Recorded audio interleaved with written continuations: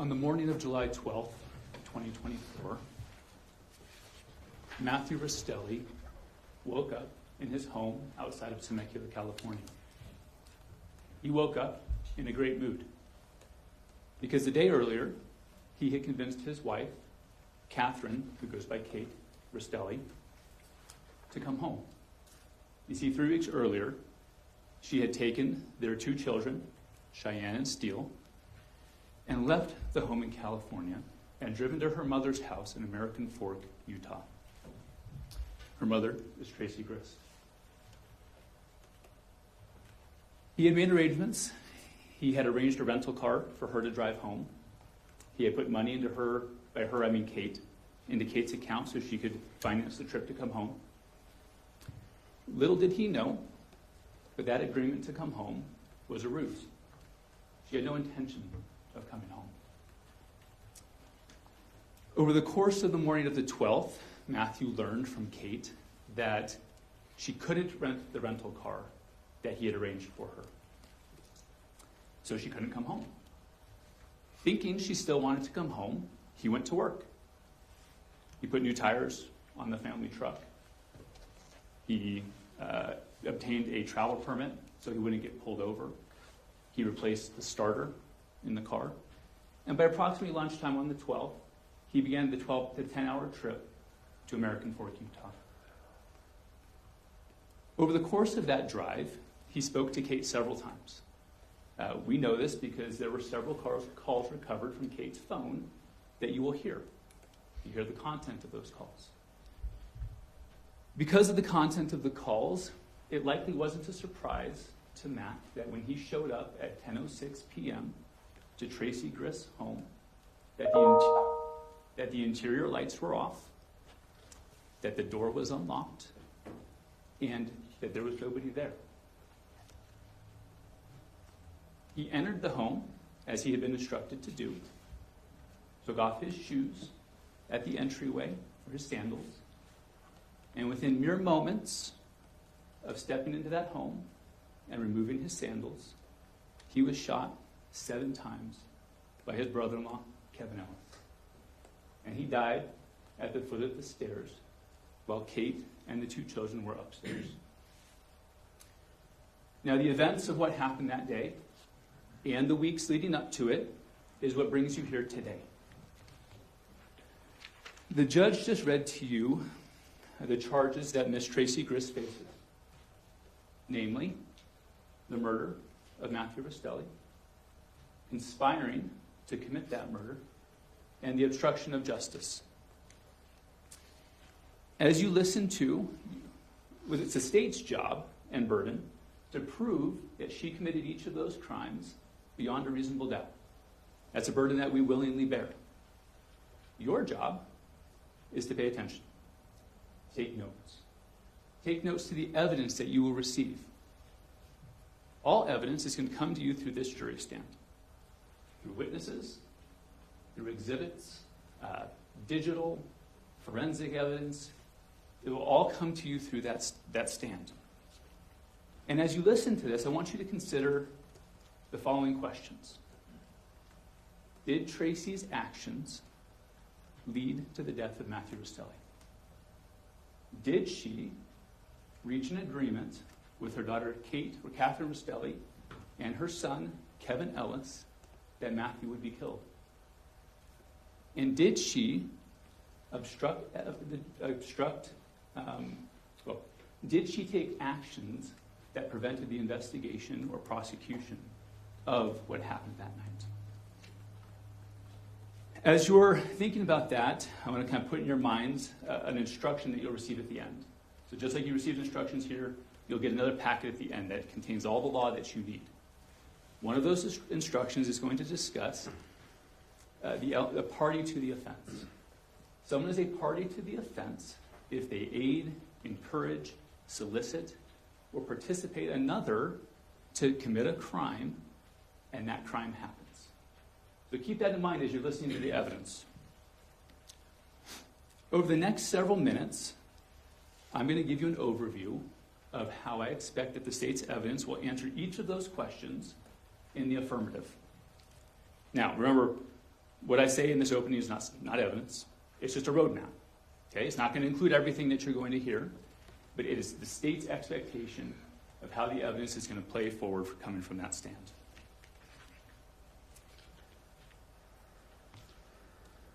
The relationship between Kate, actually this may be helpful to you.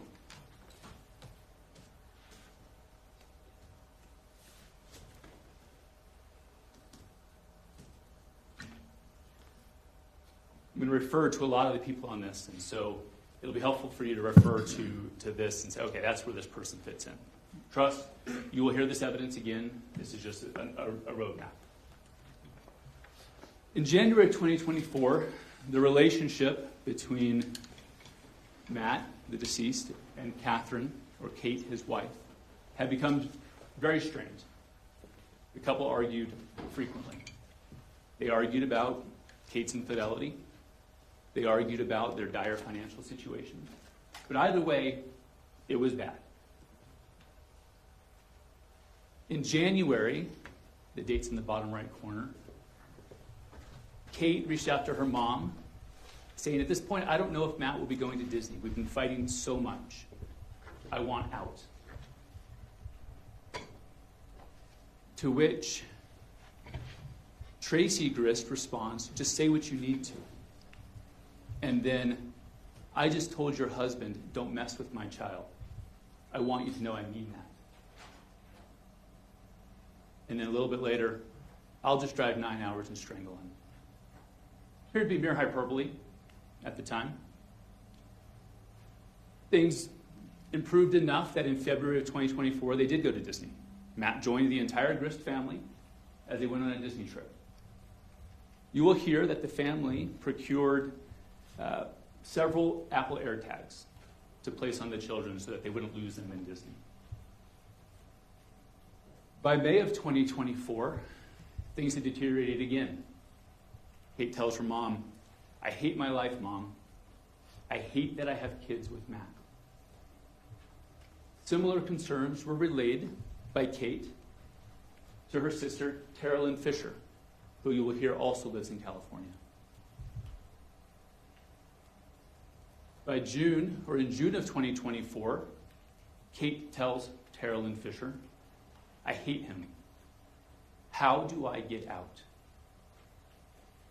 To which Carolyn responded, do it one step at a time. Talk to Mom, Tracey Grist, about a storage unit. So that's what she did. Kate procured a storage unit, began to slowly move things out of the family home that she wanted to keep when she left.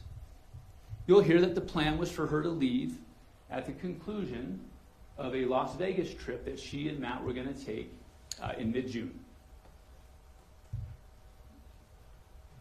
Diane Restelli is Matt's mom. She's here in the courtroom today. You're going to hear from her.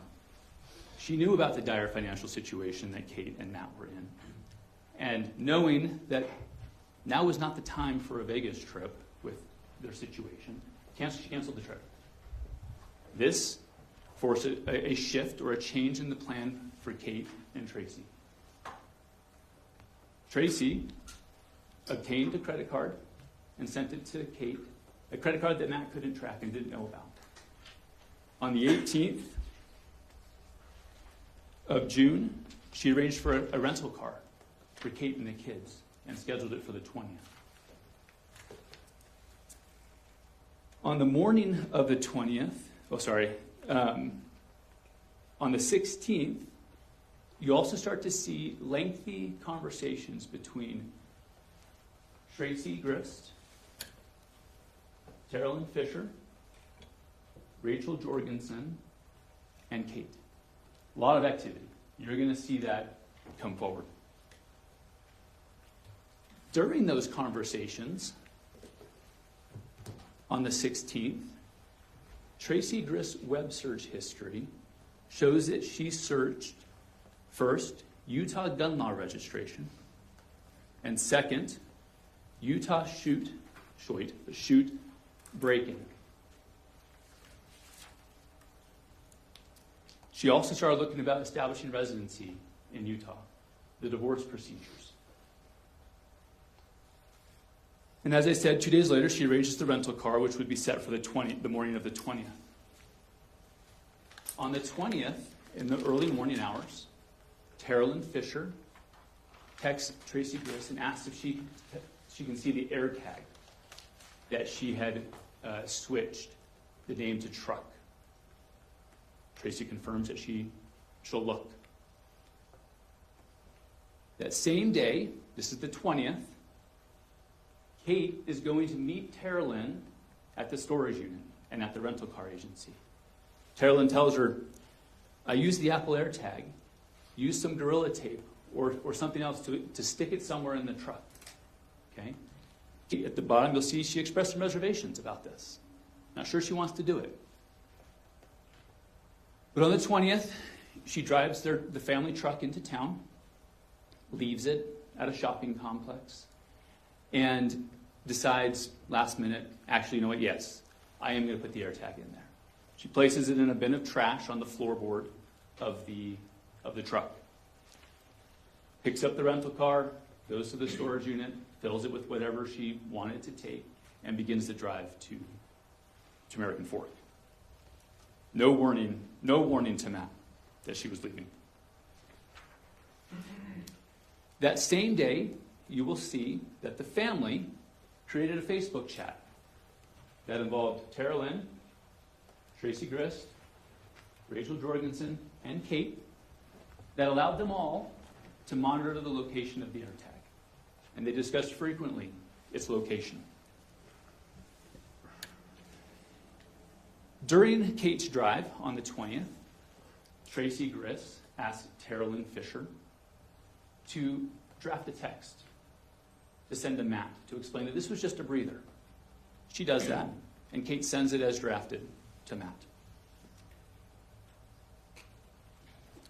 Kate arrives to the home of Tracey Grist the evening of the 20th, enters the gated community where Tracey lived, and set up shop in Tracey's home. Over the next several days, Matt gets over his initial anger about Kate picking up and leaving with the kids without warning. Part of this is because he was being led to believe that this was just a breather. This was just a temporary vacation. Tracey Grist, you'll hear, went so far as to call Diane Restelli and tell her the same thing. They just need a breather. They just need some time. The entire time that Matt is being led to believe that this is a breather, the family's monitoring him. By this point, June 26th, Kevin Ellis, who also lived in the home, was given the ability to monitor the AirTag. We see on the 26th, Kate asks him, what day are you coming back? Wondering for Olaf. Olaf is a nickname that they gave to Matt when they wanted to talk about him. Friday, late, he says. Okay, cool. And then he assures her the tag is still active. Really? She asks. He responds on the 26th, if I have to rush back, I can make that happen.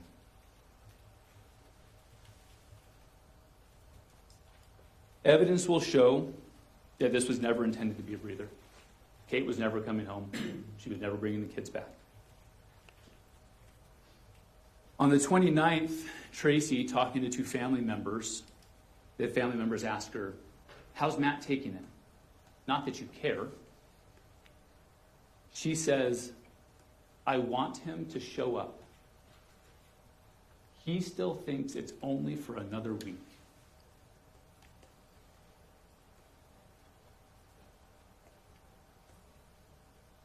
On the 2nd of July, we're now into July of 2024, Tracey asks Terrelyn Fisher to talk to Kate.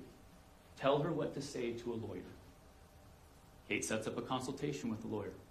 She sets it up for the July 11th in the evening hours, or late afternoon hours.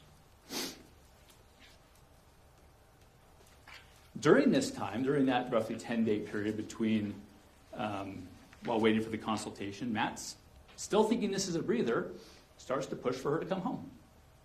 And On the 11th, the morning of the 11th, but during that same time that he's pushing her to come home, Kate's having conversations with Tracey Grist.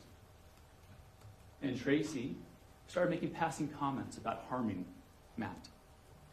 She went so far as to bring Kate into the laundry room and show her a knife that she had in a rubber glove. And Tracey told her, if he comes, either myself or Kevin will shoot him. And we'll put the knife in his hand to make it look like self-defense. On the 11th, contrary to Tracey Grist's desire that Matt come out, Matt tells Kate, I don't want to drive out. And Kate relays the same to her mom. On the morning of the 11th, Matt doesn't want to drive out. So instead, he arranges a rental car at the Enterprise around the corner. Now this is a message that Tracey sent to Kate, telling her what to say to Matt, which she does. So he makes that arrangement. He puts money into her account. Tells her tomorrow, July 12th, Enterprise, pay in person with a debit card. Her response, cool. She's excited. And then $600 into your account. Later that day, Kate has a consultation with a lawyer. This consultation was recorded and sent to Tracey Grist. A friend who knew that she was going to have the consultation on the 11th reaches out to Kate and asks her how it went. She responds, honestly, I'm bucked. She learned in that call, and you'll hear it, divorce is on her terms, staying in Utah with the kids, wasn't in the cards.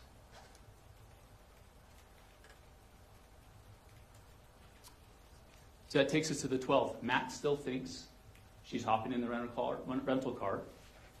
Matt still thinks that she's going to start driving home that day. She continues the ruse. Good morning, getting up, getting moving, excited for today.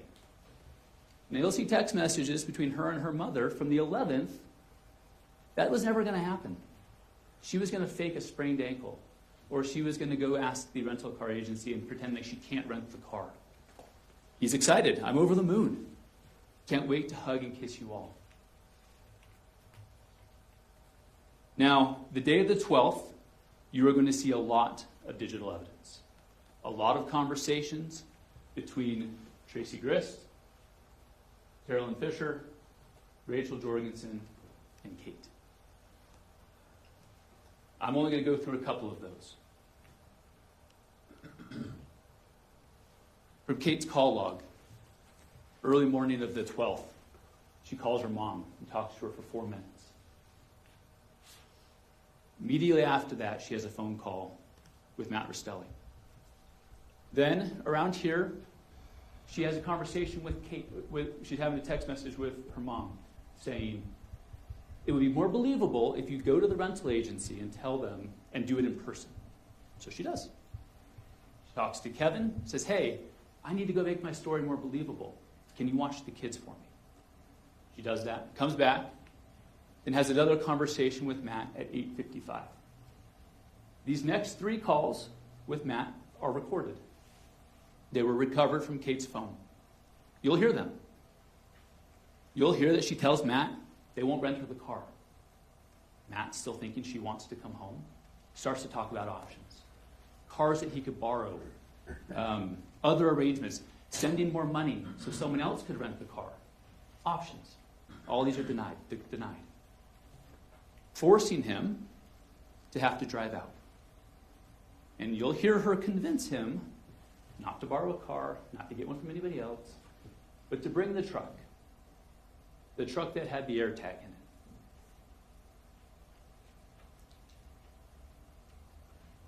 in it. But he's worried. I need a starter. I still need a travel permit. So he makes those arrangements. By 9:15, he calls her and says, I got the permit. I'll go into town, get the starter.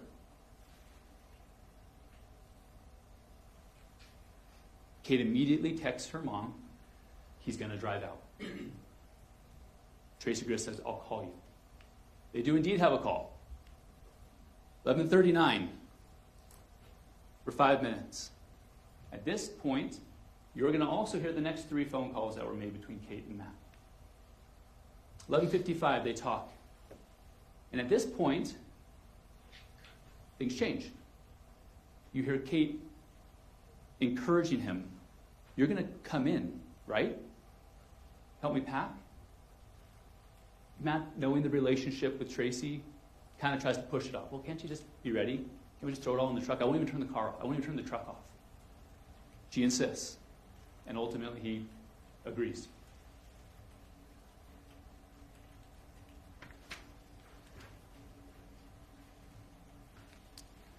As the afternoon approaches, the 4 sisters, or the 3 sisters and Tracey Grist, are continuing to have extensive conversations.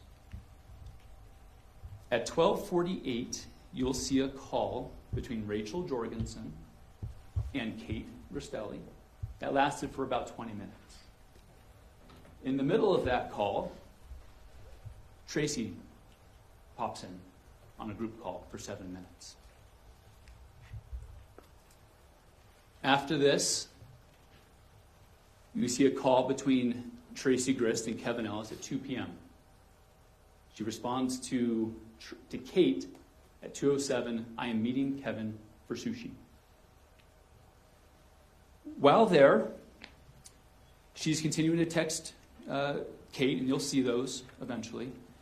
But she also, at 2:13 p.m., while waiting for Kevin to arrive at sushi, searches, this is Tracey, searches the It's Happening meme.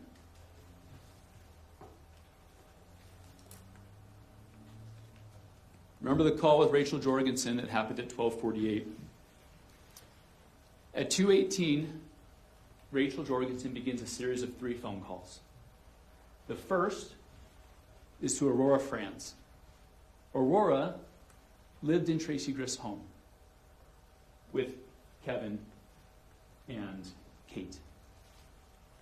You'll hear that she made arrangements for Aurora to leave the home and come to her house in Ogden that night, despite never having been there before.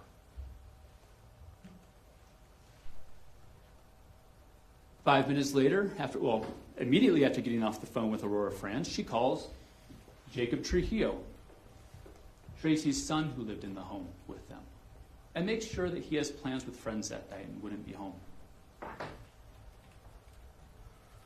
She then immediately calls Tim Ellis, Tracey's other son, who lived about 4 minutes away. Now you'll hear from Tim. Tim will tell you that prior to this date, they had talked about Tim coming over if Matt were to ever come out, to be a peacemaker, keep the peace, because he was friends with Matt. You'll hear him say that at 2:25, on the day of the 12th, he was told not to come over.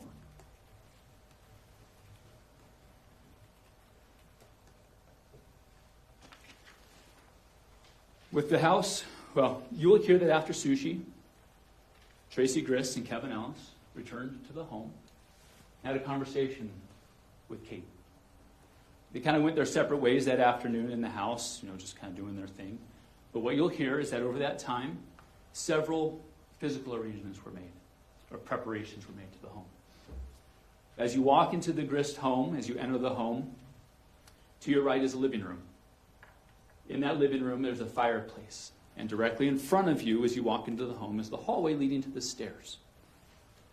Now, the toys for the children were traditionally kept in front of that fireplace in bins. Pretty messy, as kids typically are. All of those toys were cleaned and removed and placed in the office. As you walk in, there's a couch immediately to your right, a fabric couch. You'll hear that a blanket was placed over the arm of that couch, fully covering the fabric. A mesh screen, a magnetic mesh screen that's typically on the front door, was removed to allow easier access for Matt. And as the night wore on, Kate continued to talk to Matt to make sure he showed up in a good mood. The final call you'll hear from her, or between the two of them, is at 8:13 p.m. less than 2 hours before he arrives, where Kate again tells him, and make sure you're coming in, right? To help me pack. After that call, there's some text messages exchanged, and Kate or Matt, concerned for the oil dripping from his truck, says, when I get there, we should put cardboard under the truck for oil drips. 8:09, okay, I'll get some ready. And then about 9 o'clock, remember, Tracey Grist lives in a gated community. Kate sends him the gate code. And then a picture of the cardboard that she had laid out for him to park over. You'll hear that Rachel Jorgensen throughout the day was monitoring Matt's location. At 10:01 p.m., she sends a series of 2 text messages to 2 people.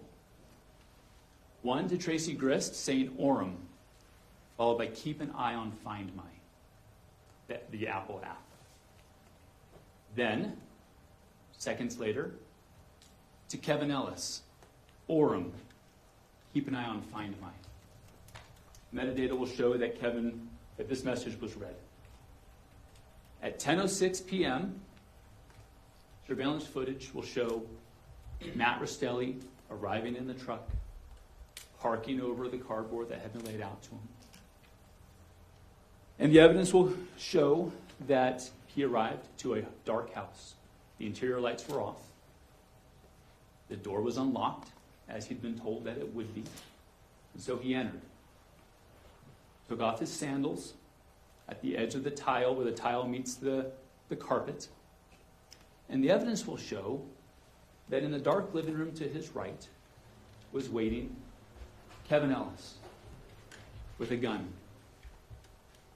And he shot Matt in the chest, the side, the right forearm. And as Matt turned from looking at the living room to go down the hallway, he was shot 4 more times in the back.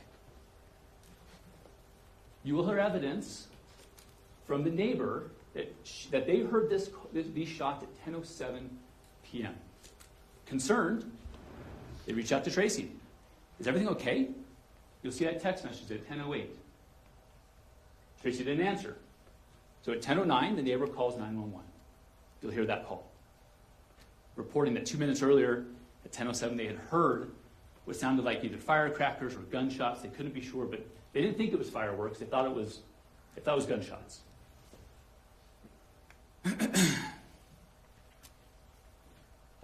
6 minutes after the neighbor calls, 8 minutes after the gunshots are heard, Tracey Grist calls 911 and reports that Matt had been shot. Now, in that 8 minutes, the evidence is going to show that Kevin left the living room, went and placed the gun in the front on the countertop, and that a knife, and that he was overheard to say, "Be careful, he might still be moving."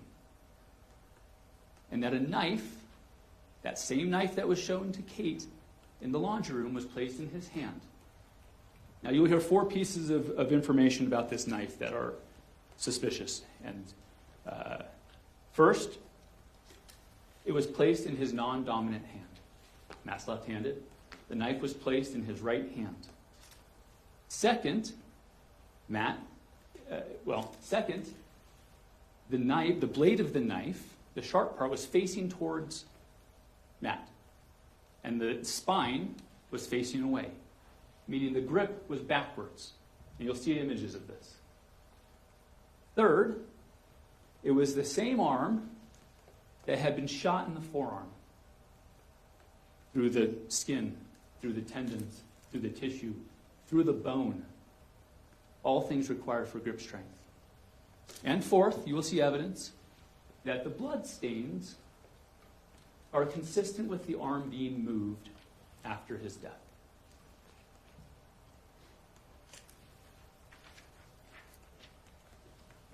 Law enforcement was dispatched based on the 10:09 phone call.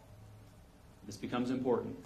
You'll see that 2 minutes into Tracey's call at 10:15, when she called at 10:15, She's surprised because she hears knocking on the door because law enforcement had already been dispatched, and they got there.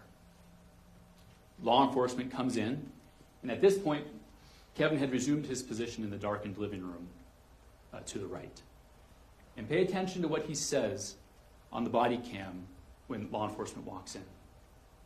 He says something to the effect of, "That guy had a knife and I," before his voice is drowned out by law enforcement. The investigation unfolded. You'll hear the varying stories between what Tracey Grist says happened that night, between what Kate says happened that night, between what Kevin Ellis says happened that night. It will become clear that they did not account for the neighbor hearing the shots at 10:07 and calling law enforcement. The day after the murder, Kate has a phone call, or is supposed to have a phone call with Diane Restelli. You'll hear those phone calls. You'll also see that immediately prior to that call, Tracey told Kate, "Don't say anything. It can be used against Kevin." No details about what happened. But Tracey Grist has two lengthy phone calls with Diane Restelli. Pay attention to what she says happened. Over the course of this trial, you're going to hear from several members of law enforcement.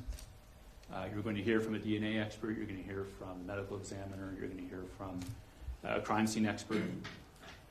You're going to hear from several members of the Grist family. You're going to hear from Rachel Jorgensen. You're going to hear from Tim Ellis. You're going to hear from Tara Lynn Fisher. You're also going to hear from Kate Restelli. Now, Kate will be your first witness. She's been transported here from prison. She's in prison because she pled guilty to murdering Matt Restelli, conspiring with Kevin Ellis and Tracey Grist to commit that murder, as well as an additional charge for the discharge of a firearm that resulted in serious bodily injury. Now, to be sure, Kate, in exchange for providing evidence and information to the state, she received a plea deal. A plea deal that will result in her having the eligibility of parole sooner than she otherwise would have. As with all witnesses, your job is to weigh their credibility. Okay? And you don't check your common sense at the door.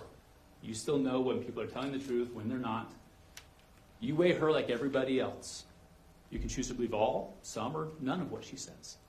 But note that the vast majority of what she says will be corroborated by digital and physical and forensic evidence. Finally, you will hear that both Kate Restelli and Kevin Ellis tried to talk Tracey Grist out of this, but she wouldn't be persuaded. You will hear that they failed to persuade her to not go through with this, but they also failed to stand up to her. As you can see from this roadmap, there's a lot of evidence. There's a lot of times, there's a lot of dates. The timeline will become clear as you hear it again, but please take notes. You will likely only hear it once from this stand. The evidence that gets displayed here will go back with you for you to be able to review, but please pay attention and take notes.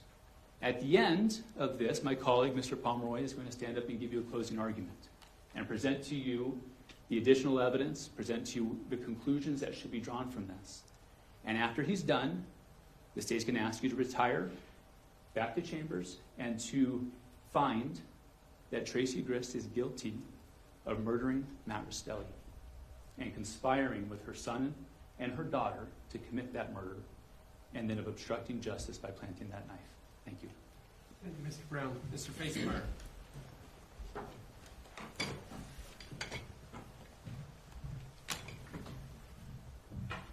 Ladies and gentlemen of the jury, my name is Dana Facemeyer, and thank you for being here today. I know that you've all seen jury trials before, because we all own TVs. So we've seen jury trials, but they're much different.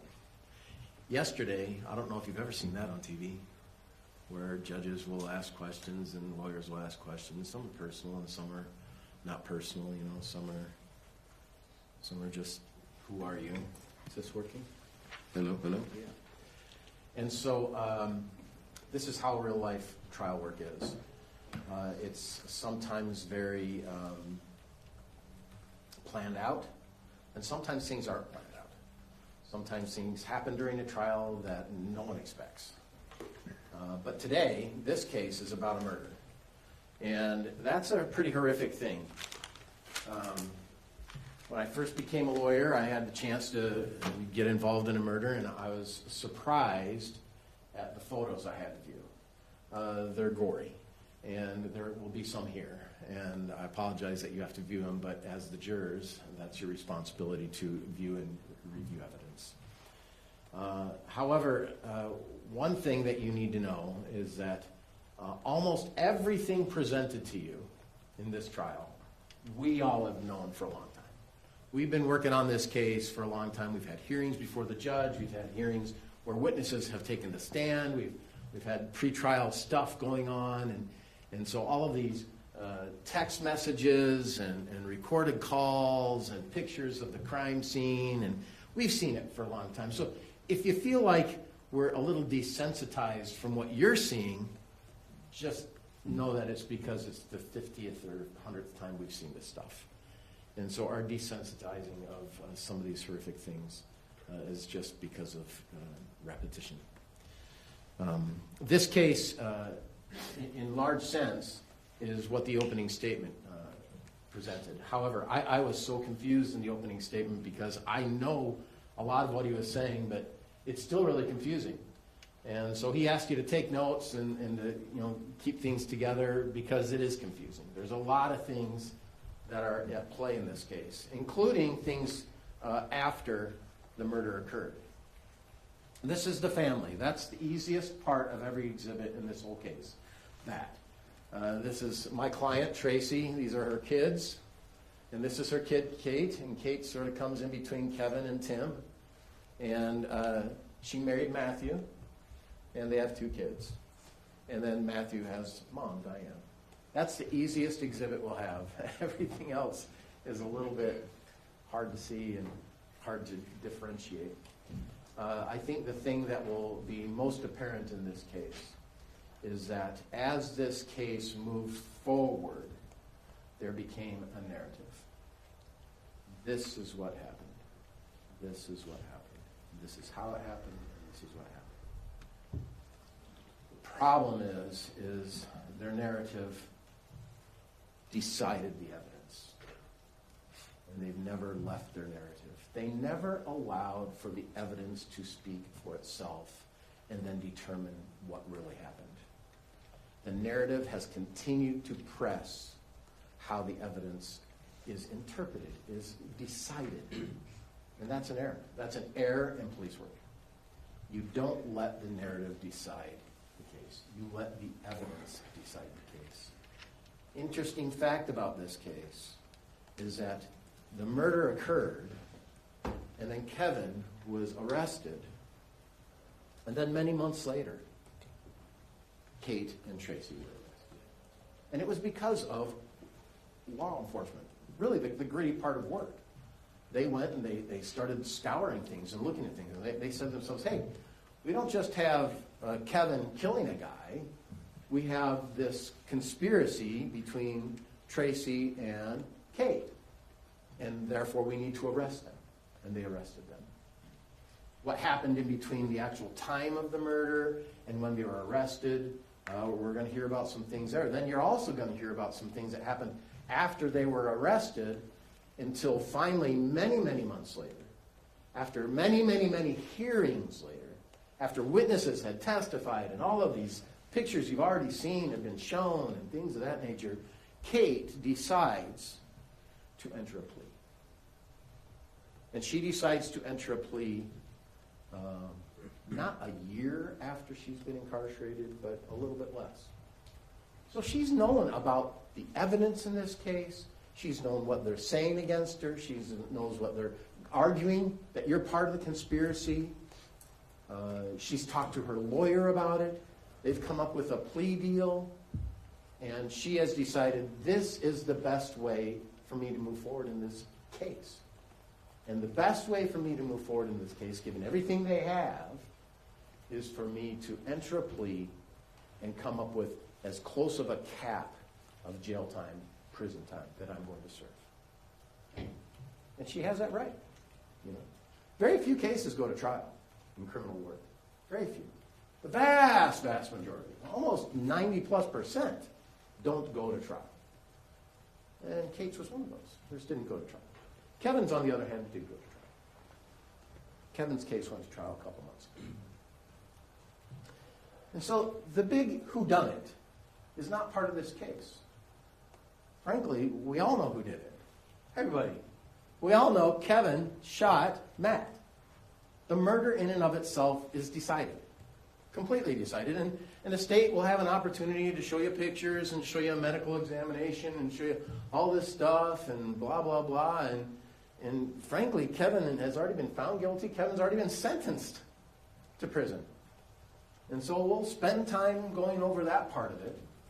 But what we're here today is about whether or not my client conspired with Kevin and Kate to kill Matt. And I think as you go through this case, you will say to yourselves, this is the messiest conspiracy I've ever seen. These guys are up and down and sideways and leftways. They sort of sound like a family who doesn't really function great, but they function. Who goes to Disneyland, you'll hear about that. As a whole group, they go to Disneyland. And yet the marriage is on the rocks, marriages is tough. Kate and Matt's marriages is like really, really strenuous. You'll hear Kate testify in just a few minutes. And when she testifies, you will see how her testimony is determined by the narrative already decided. You must plead to conspiracy, Kate. You must plead to conspiracy because we need our other conspirator, Tracey. So we must gravitate the evidence so that we get all of our people, Tracey and Kate. We'll leave Tara Lynn alone. We won't charge her, even though the officer at one point said, I sort of thought we should have charged her. And Rachel, we'll leave her alone. And the officer said at one hearing before, I sort of think probably should have charged her. Maybe charge the whole family. I don't know what their thought was. But I think what you'll see in this case on July 12, 2024, is that a guy who's coming up from California to see his two kids for the first time in a few weeks, after his wife left him a note, a text, and he's coming up to see him.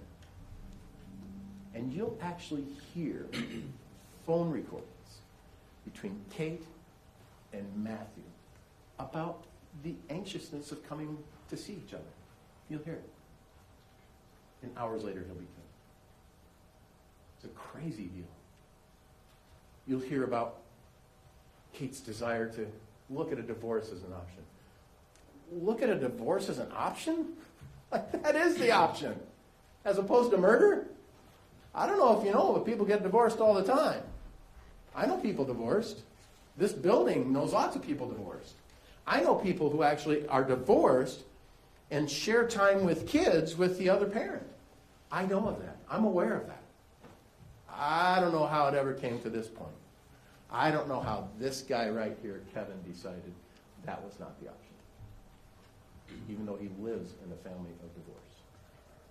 I don't know how Kate decided that that was an option, even though she lives in a family of divorce, where she communicates with all her family members, including her dad. I don't know why they're arguing Tracey would make that the option, when she has lived in a family of divorce. This is just tragic. It's a tragic story. Beyond belief to me that someone would go to this extent. But there's a few things that are going to come out that you haven't been told yet that will really make the deciding factor on how did this whole plan come together. When did this whole plan come together? And I think you'll just feel like I feel. It's just messy. It's really messy. There's no real plan. It's just a moment of craziness. A moment of craziness. I think that's what you'll find in this case. As we begin with our first witnesses, you'll see how that goes. Take notes. In our opening instructions, which are somewhere here, thank you, there's a few things the judge said, and they keep the instructions with them, don't they, Your Honor? Yeah, you have the instructions. I'll write a few things down. Number 6, it says evidence. A lot of people get confused. Well, a lot of people call my office, hey, Mr. Facemeyer, I got this case, but I don't have any evidence. I say, well, what happened? Well, I was outside, and this guy kicked me in the leg, and, I got a bruise, and I guess a bruise is evidence. And I say to him, well, what's evidence? Is you testifying. That's evidence. That's actually evidence in almost every single case. Testimony. Testimony is evidence. What you hear on the stand is evidence. The problem is when you go to deliberate, you don't get a copy of it anymore. So you can't go back and, can I re-listen to that? That's not available. You need to remember. And as a group, you need to confer and deliberate. That's a legal term, right? So evidence is testimony. So take notes of the things you remember as best you can. No one's perfect. I'm not perfect. But do that. Because those things are really what determines this case. I find an interesting thing, and I'm sort of bothered about this jury instruction. I'll tell you why. It's the jury instruction that says, it's number 3, I think. No, it's number, where is it?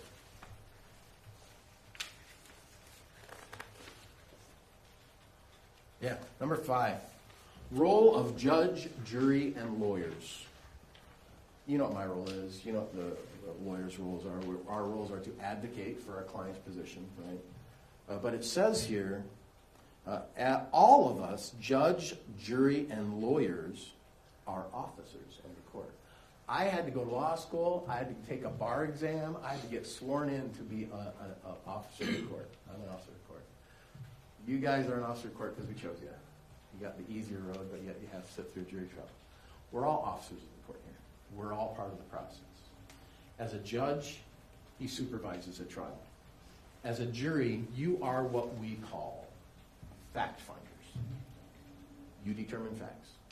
In the end, your deliberation and your decision determines facts as best as can be.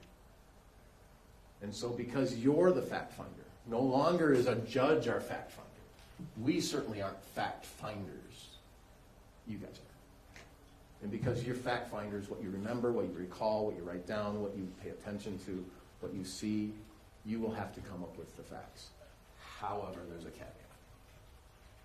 And that caveat is based on the United States Constitution. In the United States Constitution, we have certain rights and privileges. Bill of Rights, I'm sure you've heard of them. One of those rights is the defendant has no burden of proof. When you're charged with a criminal case, the burden is upon the state. The state has the burden to prove their case beyond a reasonable doubt. That's the law. There's nothing in the Constitution that says the defendant has to prove anything. Indeed, after a state's case is concluded, the defendant can just say, I'm done. Thanks. Did they do it? Did they prove it? Because that's our constitutional rights here in the United States. And so as you go through your fact-finding part, it's the burden of the state to determine whether or not they prove the case. Lastly, we had a big trial here in Utah not too long ago, and my daughter was all into these trials, and she listens to them. And one day she said to me, Dad, she's older, she's 36, Dad, the defense didn't call a witness. What does that mean? Now, my daughter's known I've been a lawyer pretty much all her life, so surprised she said. I said, honey, on almost every single case you have, all the witnesses are known to everybody. I don't know who the witnesses are. I've known for ages who these witnesses are going to be. They're all witnesses that each party is going to take advantage of their opportunity to testify. And so whether I call them as a witness or don't call them as a witness, the fact that they're here and that they're involved in the case is why they're here. So whether the defense calls a witness or doesn't call a witness, it's not because of anything more than we all know who the people, the players, we all know who the players in the game are. All of us. It's not a surprise. So as you listen to this case, don't be surprised that we know these witnesses and we are able to talk to them because we've done it before, and on other cases it will continue that day. I don't know how long exactly this trial is going to take. It's scheduled for 3 weeks, but the evidence will be presented to you over time, and as you go through this process with binders of exhibits, you'll have an opportunity to what I think you will find. This is just a messy deal that just got out of hand, and one guy